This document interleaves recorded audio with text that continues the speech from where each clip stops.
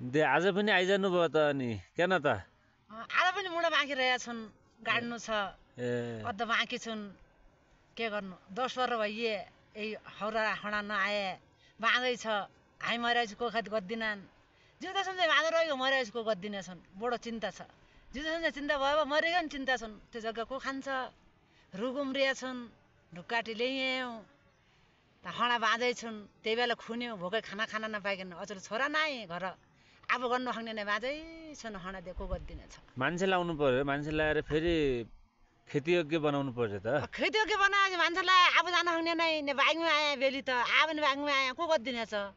मान्छेलाई आयो खुन्यो फेरि बाँझै रह्यो एकपल्ट मान्छेलाई आयो आफूले नखाइकन त्यही बाँझै रह्यो बाँझै रन्दै बुढो के गर्यो आफू मरे जो खाला खाला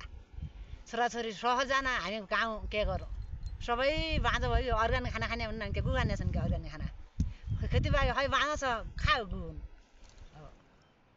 छोडेन के बडो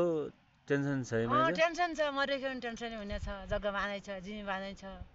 सारा बेली आएर बैरक लाग्यो हवाईको जाउँ गए आम्मा बाँझै के नआए सिउरो हुन्थ्यो